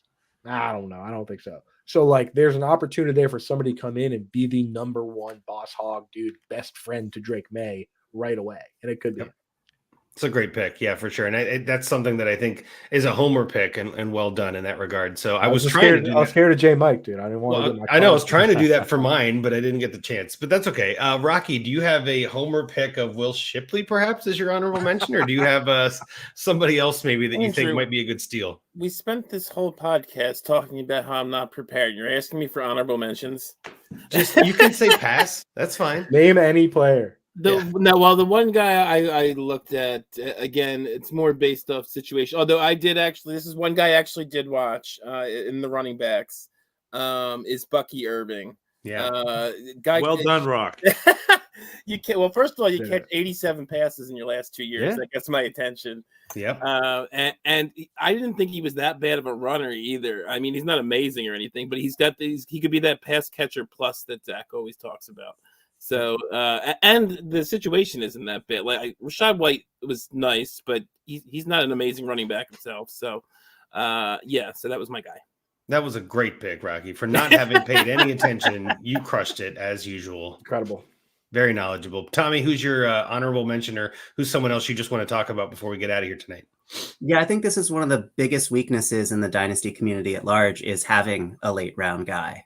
That incites some form of investment. And I think that's a huge problem. You should not be investing anything in the bottoms of your roster. That should be where the most churn occurs, the least amount of loyalty occurs. And so I would encourage the listeners to not have a late round guy, to pick players that they may not actually like because they're more inclined to cut them come August and September for waiver wire fodder. That's an interesting way to look at it. So instead of having a guy you like, take someone you have no problem getting rid of if he's terrible. Take your heart out of the process. I think that's a terrific counter argument that we don't hear enough. You're right. To Tommy's point, the most dominant fantasy team I've ever had was a fantasy baseball team I took over when I'm not like deep into baseball. And to Tommy's point, I was able to take over this orphan team, and I was able to trade so many players and cut so many players because I just looked at it objectively and I had no loyalties to anybody. And that team won 2 years in a row, right? Like when you take that part of it out of it, and like, you know, oh, I invented Preston Williams, well, like that whole part of your game, if you just take your ego out of it, you're going to be a better player. Preach, Yeah. Coop. Yeah. It's You the said it. Will- I was just saying, honestly, you said a good thing. it's the William Faulkner on writing. It's kill your darlings. Yep. Like, you know, you can't be so attached to it that you can't edit, you can't cut. Yep. No, that's a great way to put it. I have a lot of guys that I like in those later rounds, but I'm also not at all afraid to cut them if somebody blows up, right? You know, you have to move on quickly with these later picks, even second round picks. There have been a couple times where I want to say I made a mistake because, again, we all are just doing the best we can trying to predict an impossible future. But yeah, you're exactly right, Tommy. It's never a bad idea to just kind of take your heart out of it and say, hey, I was wrong. Let's adjust. Let's move on. Nothing wrong with that. I love it. JMic, any honorable mentions for you that we didn't bring up that you want to talk about before we get out of here? Jermaine Burton was the first one. Zach said it. Jalen Polk was the second one. Coop said it. And it's really interesting. I just want to say this about Polk real fast. Like, in what other class that you can recall is the guy, the 10th wide receiver in the class drafted, and he's the 5th pick of the second round. Yeah. And doesn't go in the top 2 rounds of a rookie draft. Like, but we're seeing that. Like, that's what's playing out in drafts that I'm currently in right now. He's not going in the first 2 rounds. It's just fascinating how that goes. Good or bad, kind of take it for whatever it is. The only thing that scares me, Tommy, with what you have to say about that, and this is your analytical brain versus my social creative brain, and the one who likes and leans into college football, University of Kentucky fan. If I take Isaac Guerendo, who I already think is bad at football, but if I take him and he's from the University of Louisville and he does well, I'm still going to end up cutting him, and I'm not going to get the value that I'm supposed to get. I'm just like, I can't stomach this. This is awful. That's too far. It's just a really bad feeling for me. I'm sorry. I've gone all way too long. I'll go on the other side of the New England wide receiver talk. Javon Baker, touchdown maker. I actually had him film grade wise. I had Javon Baker ahead of Jalen Polk. Yeah. Dude, so did I. I had Jalen McMillan ahead. Like I had it hurts, so I like what could be, again, if you're going to take a dart, if you believe in Drake May, like Coop was talking about before, if you're believing that this QB class is going to be something, and you want to lean in, like throwing a dart at Javon Baker is not a bad place to do so when you're in this 3rd round and beyond. As a guy, like, okay, if he becomes Drake's guy, you could be reaping the benefits if you want to keep him or if you want to spend it for further capital down the line. Well, and I think that's another. Polk and Baker both are good longer term investments, right? Like, I don't think you're expecting either one of them to dominate week 1, but that's possible. And I think that's something to keep in mind, is that they're both going to be, potentially anyway, could be startable this year. We just don't know. We don't know which one it's going to be. We don't know how good that offense is going to be, but hell, they could both be guys that we're looking at a year from now going, that was a steal. So that's a great pick.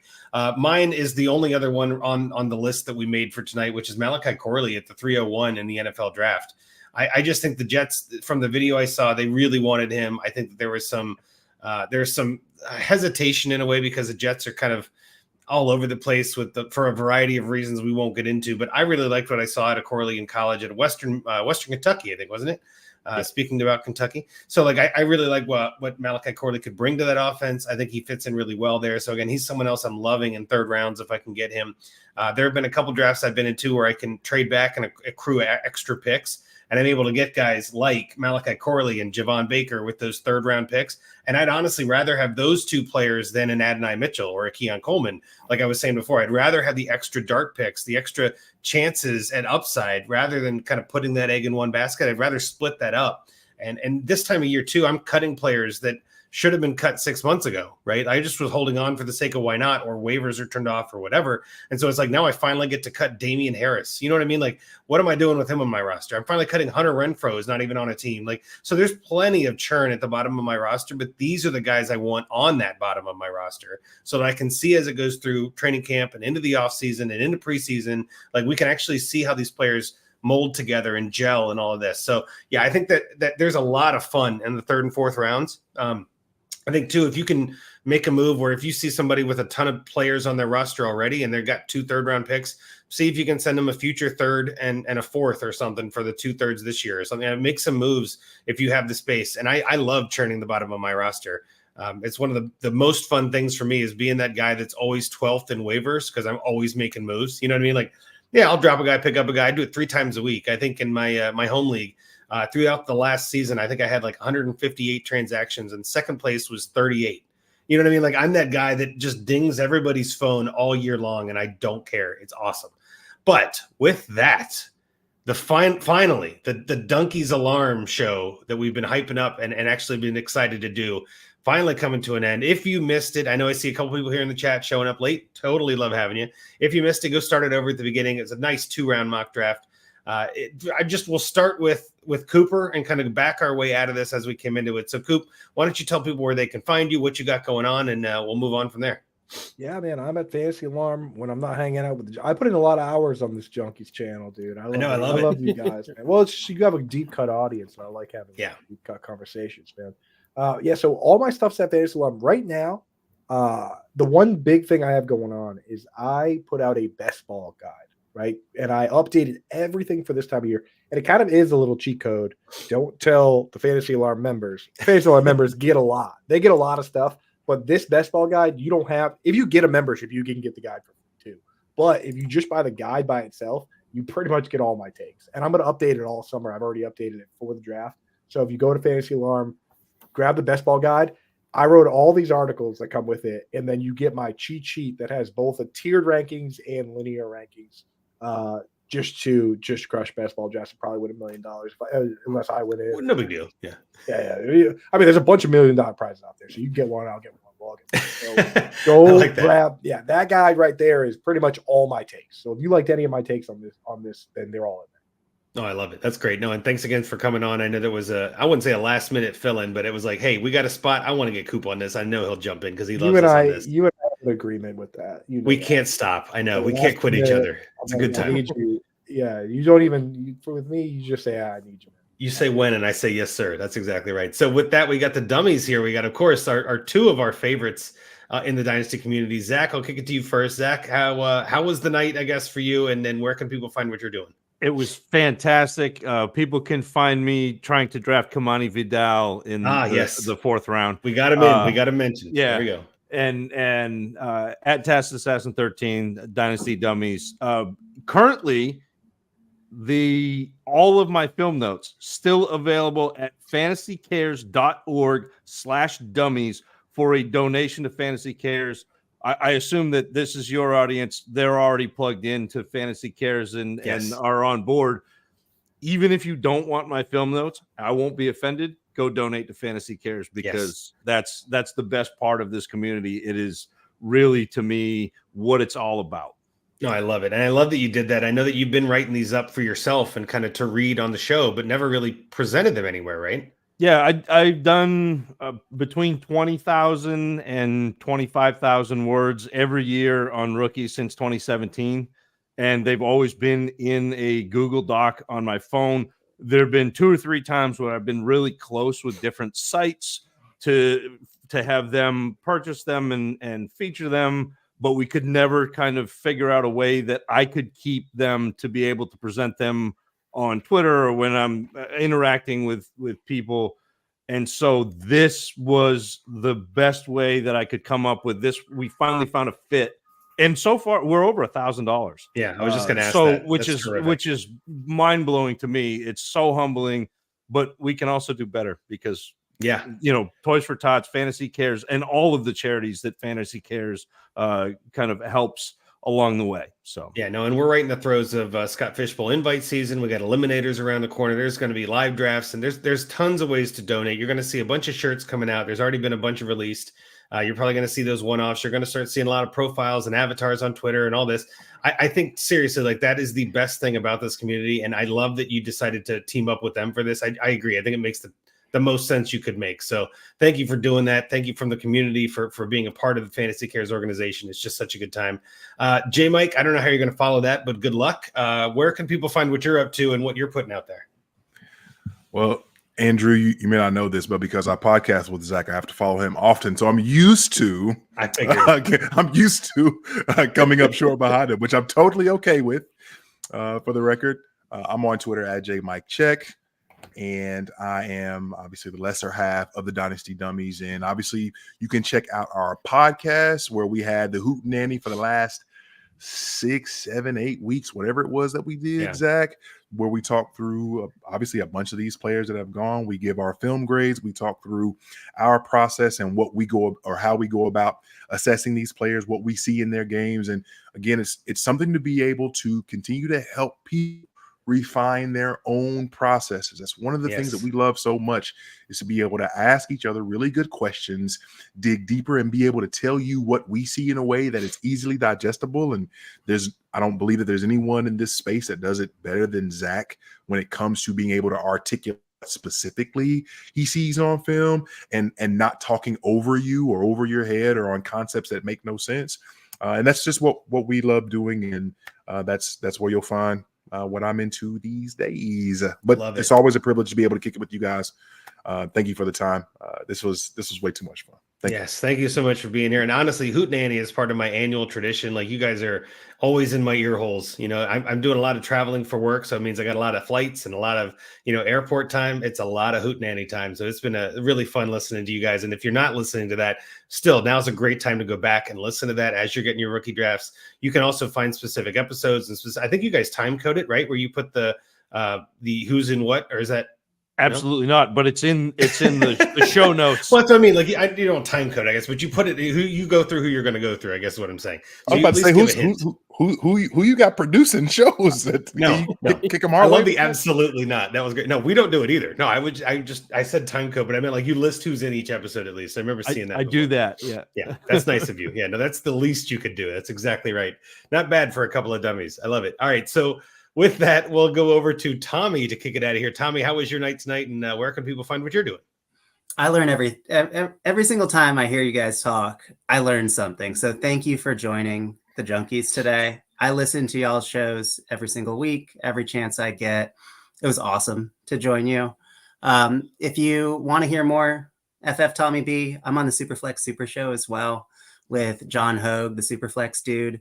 And we talk a lot of theory. We don't get into the players quite so much. And so it was fun to talk talk names today. But if you want a little bit more theory talk, go ahead and give us a listen there too. Yeah. No, I love it. Thanks so much for coming in tonight and being a vital part of the Junkies. We're really glad to have you. And then Rocky, last but not least, where can people find you, and what are you up to these days? Yeah, I'm at Dynasty FF Addict on Twitter. As I mentioned earlier, I'm also on Trade Addicts. I think everybody who listens to this probably listens to that already anyway. So another DAP that's network pretty much show. it. But I did want to mention, I thought of this earlier tonight. We still have an opening in the OG Dynasty Junkies listener league. So if you're interested, you can DM me at that Twitter or the Dynasty Junkies Twitter, which we don't check as often, so it's probably better off DMing me. Yeah. But we have one spot still open. Our draft is currently delayed until we fill it. So shoot me a DM. I can give you the info, show you the team. I will warn you, if you are one of those crazy MFL haters, it is on MFL. It is on MFL, as it should be. And again, we're not going to put this on Twitter. We're not going to say it anywhere else but here deep in the show. So if you're a fan, if you're a junkie, you've been listening, you're going to hear this and then send a DM to Rocky. Well, maybe the first come, first serve in a sense, but definitely send him a note and see if you can get in there. Thank you so much for all of you joining. This is a terrific show. A lot of great content, almost 2 hours. We got there. We got through it, guys. I really appreciate you. We had to keep things moving, but you know how it is. There's tons of time to talk. Plenty of other stuff to do. I know you guys are all busy, so you made time for us. We all really appreciate it. But with that, I'm Andrew Hall at Andrew Hall FF. You can find me at the Junkies. You can find me at Fantasy Pros. Find me on the Twitter X Machine. But all of that aside, everybody in the chat, thank you so much. Matt Wiggins, Brian McNeil. We had Jason Reel earlier. We had a little bit of love here at the end from Stephen Molina and John McGlynn. Thank you so much for tuning in. Thank you for listening.